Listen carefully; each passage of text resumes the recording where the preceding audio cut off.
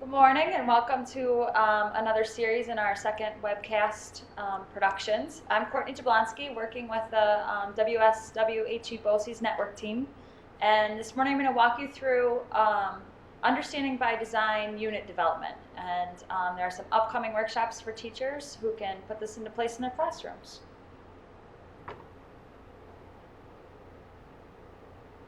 Understanding by Design is really a process designed by Jay McTighe and Grant Wiggins that was put in place to help teachers assure that their assessments and their daily instruction were aligned with the Common Core standards and actually any standards that you may be working with. The great thing about this is that it can be used in any classroom and across any content area with any level of students that you may be working with. So in a nutshell, this is not only about the final product, which would be a coherent plan of instruction or a unit plan, but it's about the process that you go through while planning backwards. It's looking carefully at your curriculum, the documents in front of you, your standards. It's determining the end goal for students, which is to help them understand at a deeper level, to be able to apply the learning into new situations. Another key piece of this is the idea of evidence of understanding. We need to find ways for students to show us that they understand the knowledge and the skills that we are hoping that they walk away with. And that's only revealed through their actual performance. So we'll look at that within stage 2. And then finally, the whole idea is that this is planning backwards. First, we have to decide what it is we want students to be able to know and do, and from there, plan our daily instruction. So let's take a look at the 3 stages. Within stage 1, we're asking ourselves, what's worthy and requiring of understanding? Students have to have this big picture in mind if they're going to make sense of our lessons and then be able to transfer it to new situations. So if you look above on the slides here, there are the components listed within stage 1. We're looking at identifying our unit goals, these big ideas, making sure that it's framed in terms of important concepts, issues, themes, or strategies for students.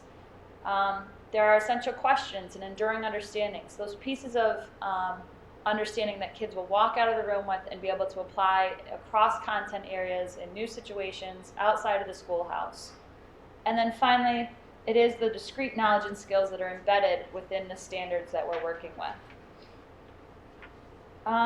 Part of this stage 1 process is not only identifying what students need to know and be able to do, but also thinking ahead to what misunderstandings or typical transfer deficits may be there. Predict those trouble spots and plan accordingly.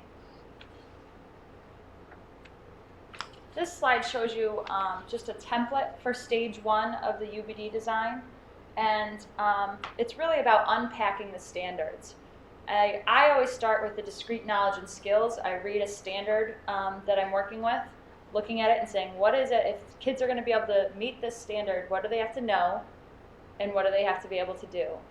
And from there, I ask myself the bigger question that goes along with the unit goal and enduring understandings. Why are we having kids know and do these things? What's the big purpose behind this? As you work through this with each of your standards, there are guides on the website to help you unpack your standards on the Common Core subpage. Once you've identified what it is you want students to know, to be able to do, what those unit goals and enduring understandings are that they're going to be walking away with and transferring to other content areas or other situations, we need to look at stage 2. What's the evidence of this understanding? How do we know that they've gotten there? And Jay McTighe and Grant Wiggins break this into 2 different sets of assessments. The first and probably the most time-consuming but worthwhile activity would be to design a performance task. This allows you to see students applying what you've taught, to show their work, to justify it or support their performance and product.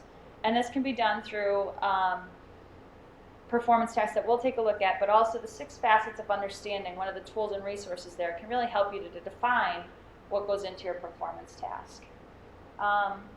We're looking that they are applying this into new and varied realistic situations. And so it's not just one performance task, but probably other sources of evidence that you're going to gather along the way as well.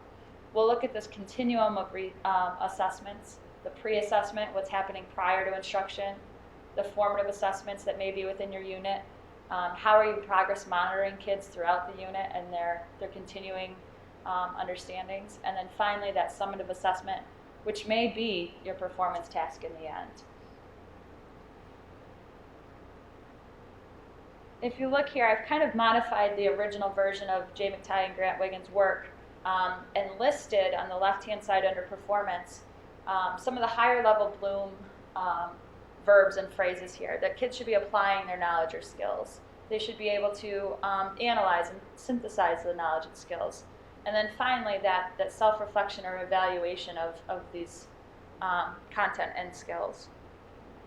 You'll see on the right-hand side, under other forms, these are used throughout your unit. Remember, it's not just a snapshot of a student that we want. We want the full photo album that shows their story of understanding. So that could include, again, the pre-assessments before your instruction, formative assessments throughout your instruction, and then the summative assessments afterwards. The final stage in the Understanding by Design unit development is stage 3. And this is why it's called working backwards. We've identified what we want students to know. We've identified how we'll know that they're there.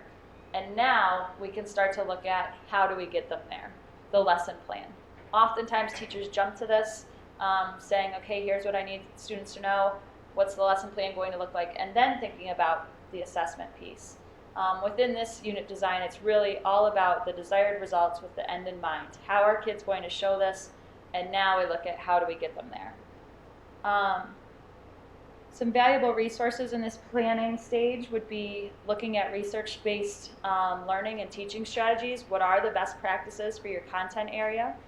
Looking for cross-curricular connections that could be made.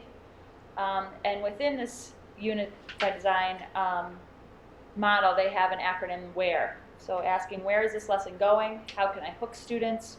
What opportunities will they have to explore or rethink the content or the skills and the knowledge that they're gaining? And how can they exhibit and evaluate those things? As you'll look, this portion of the template can be your daily lesson plans that you've now embedded into a unit plan. But it's truly aligning back to what's happened in stage 1, the desired results, and the stage 2 assessment, building so that kids can be successful on the performance tasks or other types of assessment you have in place. If you'd like to see a complete template, you could go to the Common Core webpage off of the WSWHE BOCES site. And also we're going to be offering workshops on November 17th or the 21st, where you can come with your content, come with colleagues, and build understanding units of design.